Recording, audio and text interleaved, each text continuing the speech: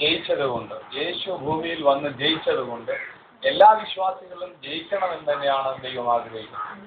Hallelujah.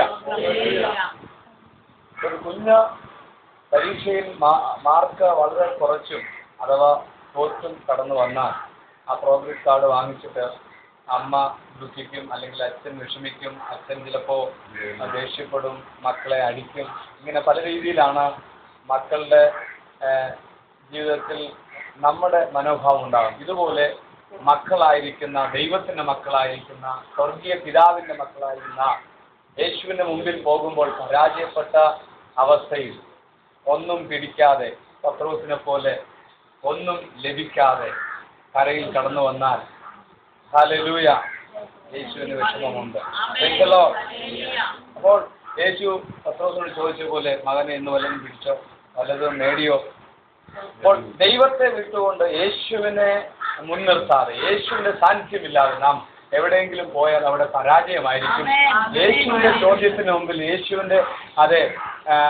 യേശുവിന്റെ നമ്മോടുള്ള സ്നേഹമായിട്ടുള്ള ആ ചോദ്യത്തിന് മുമ്പിൽ നാം ഒന്നും പിടിച്ചില്ല കർത്താവേ, ഒന്നും നേടിയില്ല കർത്താവേ, ഒന്നും ആയിട്ടില്ല കർത്താവേ എന്നുള്ള ഒരു അവസ്ഥ നമുക്ക് വരാൻ പാടില്ല. ഹല്ലേലൂയ. നാം ജയിക്കുന്നവരായി, നേടുന്നവരായി, അനുഗ്രഹം പ്രാപിക്കുന്നവരായി തന്നെ ഈ ഭൂമിയിലായിരിക്കണം എന്ന് യേശു ആഗ്രഹിക്കുന്നു.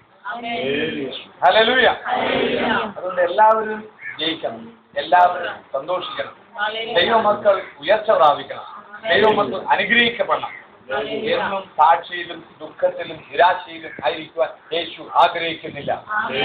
ഇന്ന് വെള്ളിയാഴ്ച ക്രൂശിന്റെ ധ്യാനമാണ് പ്രിയ ദേവദാസൻ പറഞ്ഞത്. അതുകൊണ്ട് ക്രൂശിന്റെ ധ്യാനത്തിലേക്ക് തന്നെ നമുക്ക് പോകാം. വേഗത്തിലൊരു വചനം നമുക്ക് വായിക്കാം. മത്തായി സുവിശേഷം 27-ാം അധ്യായം അതിന്റെ 32 മുതലുള്ള വാക്യം. അവർ പോകുമ്പോൾ ശീമോൻ എന്ന പേരുള്ള കുറേനക്കാരനെ കണ്ടു. അവന്റെ ക്രൂശ് ചുമപ്പാൻ നിർബന്ധിച്ചു. തലയോടകം എന്നർത്ഥമുള്ള ഗോൽഗോഥ എന്ന സ്ഥലത്തെത്തിയപ്പോൾ അവന് കയ്പ് കലക്കിയ വീഞ്ഞ് കുടിപ്പാൻ കൊടുത്തു. അത് രുചിച്ചു നോക്കിയാറെ അവനെ കുടിപ്പാൻ മനസ്സായില്ല. അവനെ ക്രൂശിൽ തറച്ച ശേഷം അവർ ചീറ്റിട്ട് അവന്റെ വസ്ത്രം പകുത്തെടുത്ത് അവിടെ ഇരുന്നു കൊണ്ട് അവനെ കാത്തു. അപ്പോൾ ഈ ഭാഗത്തിൽ ക്രൂശിലേക്ക് പോകുന്ന, അല്ലെങ്കിൽ ക്രൂശിന്റെ അനുഭവമായിട്ട് കടന്നു പോകുന്ന യേശു കർത്താവിന് ആദ്യം കൊടുക്കുന്ന, മനുഷ്യൻ കൊടുക്കുന്ന, പടയാളികൾ കൊടുക്കുന്ന ഒരു കാര്യമാണ് അവിടെ നമ്മൾ വായിച്ചത്. എന്താണ്? കയ്പ് കലക്കിയ വീഞ്ഞ് കൊടുത്തു. യേശു അത് കുടിച്ചോ? യേശു അത് കുടിച്ചിട്ടില്ല. യേശു വേണ്ട എന്ന് പറഞ്ഞ് അതിനെ മാറ്റുവാൻ ഇടയായി. എന്നാൽ 47-ാമത്തെ വാക്യം വായിക്കാം. അവിടെ നിന്നിരുന്നവരിൽ ചിലർ അത് കേട്ടിട്ട് അവൻ ഏലിയാവ് എന്ന് വിളിക്കുന്നെന്ന് പറഞ്ഞു.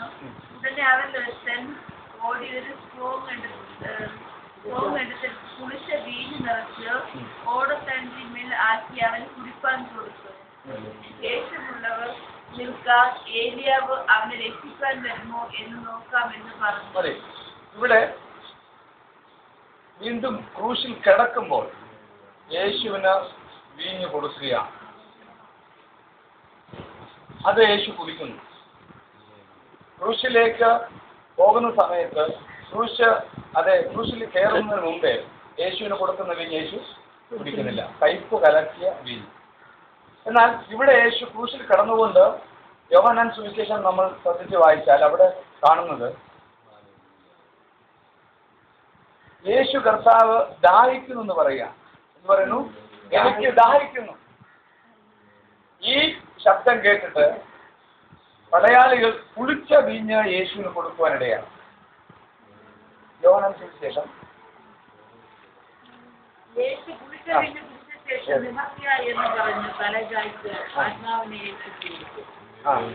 അപ്പൊ യേശു ഇവിടെ പുളിച്ച വീഞ്ഞ് കുടിക്കുന്നു. കയ്പ് കലക്കിയ വീഞ്ഞ് യേശു ആദ്യം നിഷേധിക്കുന്നു. എന്നാൽ പുളിച്ച വീഞ്ഞ് യേശു കുടിക്കുന്നു.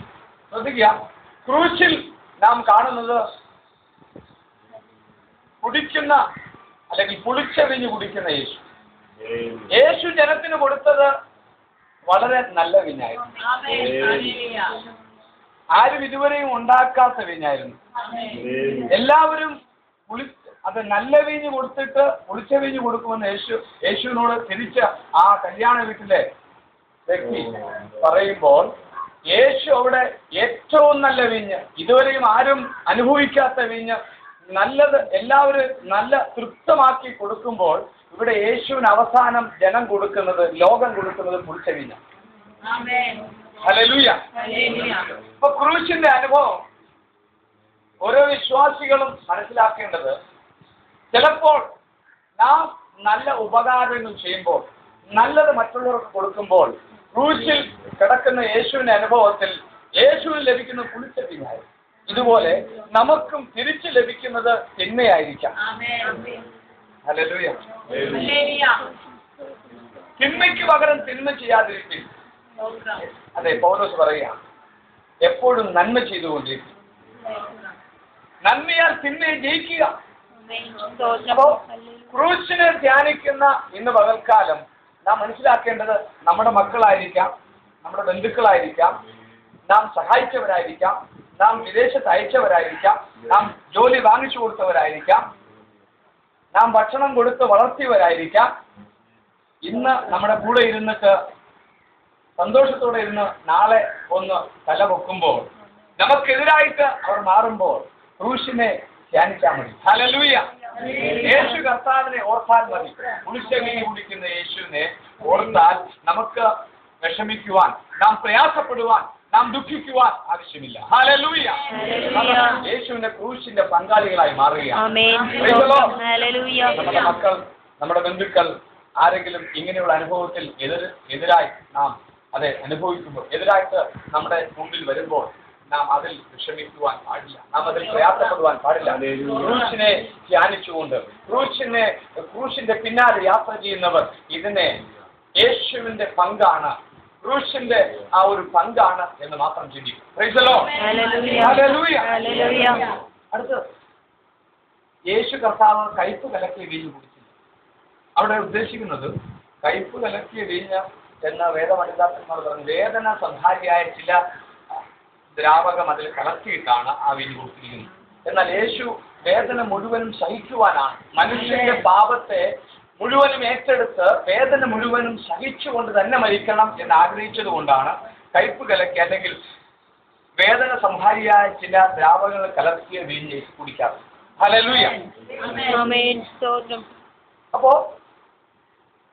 ഭക്ഷണ കാര്യത്തിൽ ദൈവഹിതപ്രകാരം മാത്രം നാം ആയിരിക്കണമെന്ന് ദൈവം ആഗ്രഹിക്കുന്നു. ക്രൂശിനെ ധ്യാനിക്കുമ്പോൾ ഭക്ഷണ വിഷയത്തിൽ, ആഹാര വിഷയത്തിൽ ഓരോ വിശ്വാസികളും ദൈവ ഇഷ്ടപ്രകാരം തന്നെ ആയിരിക്കണം. യേശു പറഞ്ഞ ഒരു വാക്യം ലൂക്കോസ് സുവിശേഷം 12-ാം അധ്യായം 22-ാമത്തെ വാക്യമുണ്ട്. അവൻ തന്റെ ശിഷ്യന്മാരോട് പറഞ്ഞത്, ആകയാൽ എന്തു തിന്നുമെന്ന് ജീവനായിക്കൊണ്ടും എന്തൊടുക്കുമെന്ന് ശരീരത്തിനായിക്കൊണ്ടും വിചാരപ്പെടരുത് എന്ന് ഞാൻ നിങ്ങളോട് പറയുന്നു. ആഹാരത്തേക്കാൾ ജീവനും ഉടുപ്പിനേക്കാൾ ശരീരവും വലുതല്ലോ. കാക്കയെ നോക്കുവിൻ, അത് വിതയ്ക്കുന്നില്ല, കൊയ്യുന്നില്ല, അതിന് പാണ്ഡികശാലയും കളപ്പുരയും ഇല്ല, എങ്കിലും ദൈവം അതിനെ പുലർത്തുന്നു. ഇവിടെ യേശു പറയുന്ന കാര്യം എല്ലാവർക്കും അറിയാവുന്ന ഒരു വിഷയമാണ്. ഈ വചനം, എന്തു തിന്നും എന്തു കുടിക്കും എന്ന് ജീവനായിക്കൊണ്ട് ശരീരത്തിനായിക്കൊണ്ട് നിങ്ങൾ ചിന്തിക്കുന്നു, വിചാരപ്പെടും. ഈ ഭൂമിയിൽ ജനിച്ച് ജീവിക്കുന്ന ഓരോ വ്യക്തികളുടെയും ചിന്തയിൽ എപ്പോഴും അവരെ ഭരിക്കുന്ന ഒരു വിഷയമാണ് തിന്നുക.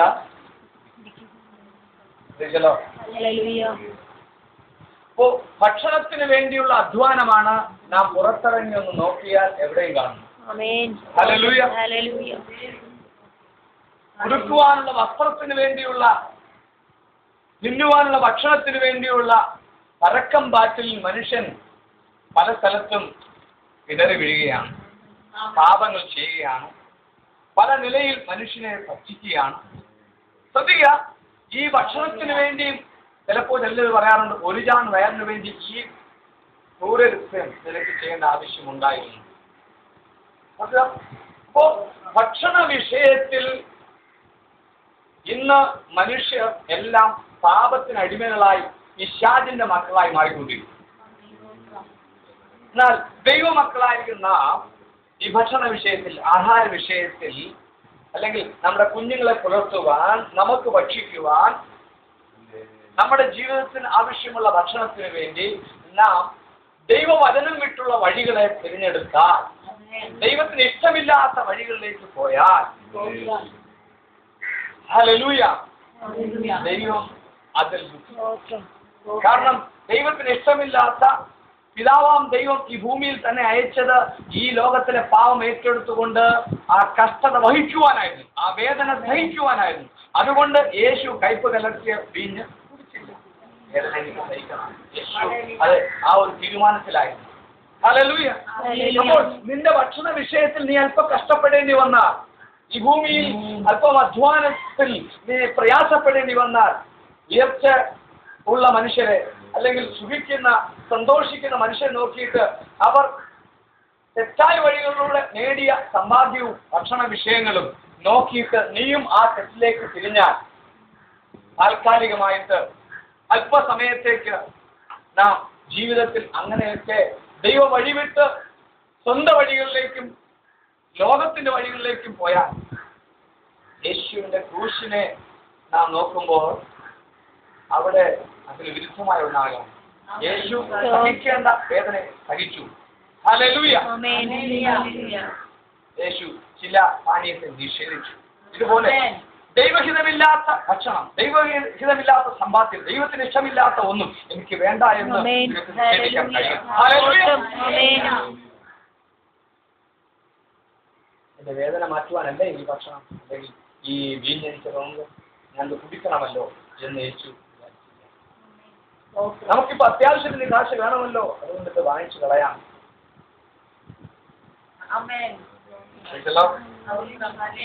എന്നാലും ആരുടെ ഒന്നും പെട്ടെന്ന് ചിലതൊക്കെ വാങ്ങിക്കരുത്.